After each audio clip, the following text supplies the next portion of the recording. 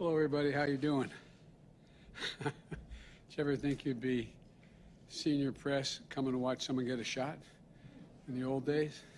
Me either. At any rate, like I did in my first and second COVID-19 vaccination shot, I'm about to get my booster shot and do it publicly.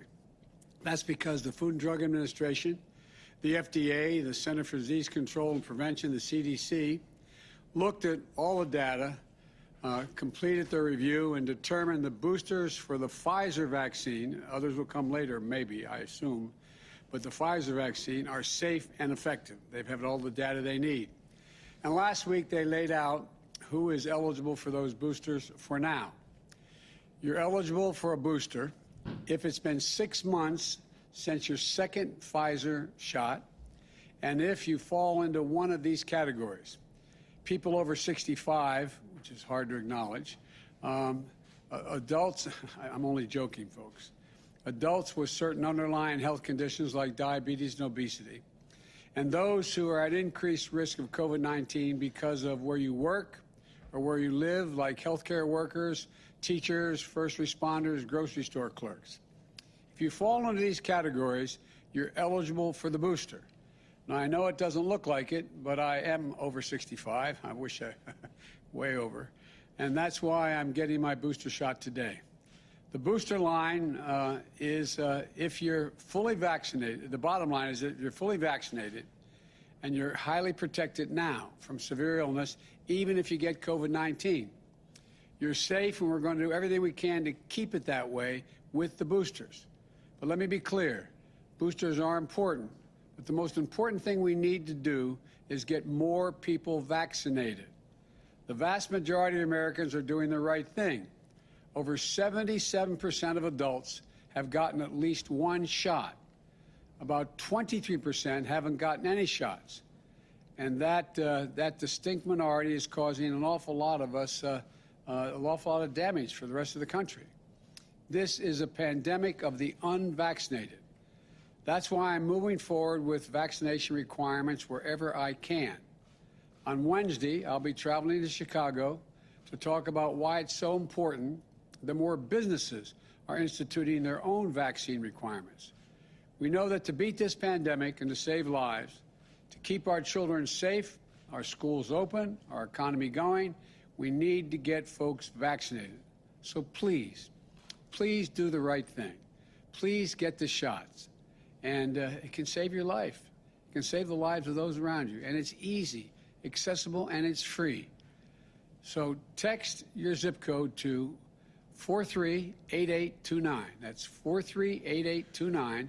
Or visit vaccines.gov to find a vaccination location near you. We can do this. Get vaccinated. Thank you very much. Now I'm going to get my booster shot, and right here. And the major is going to give me the shot.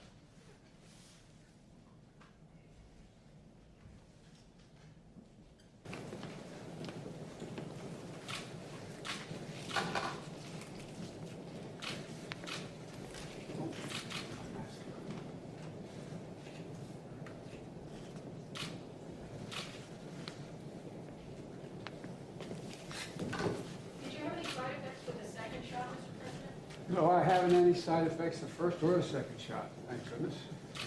I don't anticipate one now, but we'll see. Is that high enough for you? Okay. Is the First Lady giving hers as well today, Mr. President? She's going to get one. Not, I think she's teaching that, but she's going to get one, yes. Mr. President, what do you say to world health leaders like the World Health Organization who say wealthy nations should help more countries without vaccinations get vaccinated before they can boosters here in America? We are helping. We're doing more than every other nation in the world combined. We're going to have well over 1,100,000,000 shots, and we're going to continue going. We're going to do our part. We've also given a great deal of funding to COVAX, which is a vehicle that does this. So we have plenty of opportunities to make sure we get everyone in the world to play our part, the largest part in the world of getting everyone vaccinated. How many Americans need to be vaccinated for us to go back to normal? Like, what is the percentage of total vaccinations that have to be deployed Well, I think, look, I think we get the vast majority, like is going on in some industries and some schools, 97, 98%. I think we're awful close. And, but I'm not the scientist.